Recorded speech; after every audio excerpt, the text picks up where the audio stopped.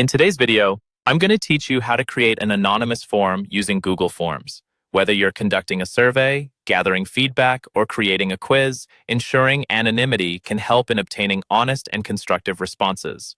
So let's dive right into the process of setting up your anonymous form. First, you'll want to open your web browser and go to Google Forms. If you're not already signed in to your Google account, you'll need to do that first. Once you're in Google Forms, you have the option to start with a blank form or use one of the templates provided. For our purposes today, we will start with a blank form to get a fresh start. Click on the plus icon to create a new form. Now you've got your canvas ready, it's time to think about your form's content. Decide on the questions you want to ask. Google Forms allows you to choose from a variety of question types such as multiple choice, checkbox, or short answer. Simply click on the drop-down menu to select the type of response you need for each of your questions.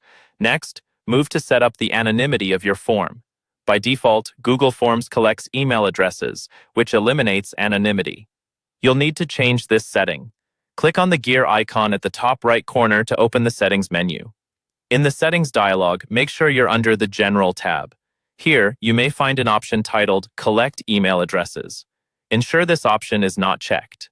Disabling this feature ensures that the responses you receive are not tied to any email addresses, maintaining the anonymity of the respondents. Another tip is, when creating questions, avoid asking for any personally identifiable information unless absolutely necessary. This could be names, phone numbers, or any data that could compromise the anonymity of your respondents. Once your questions are set and your settings are configured, you can move on to customizing your form's appearance.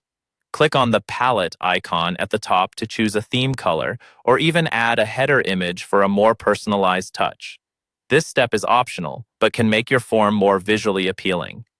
Before you finalize, it's a good idea to preview your form to ensure everything appears as intended.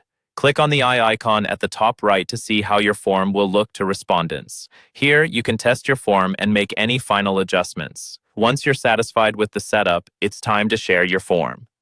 Click the Send button, which will present a variety of options to share your form, via email, a link, or embedded HTML code if you want to place it on a website.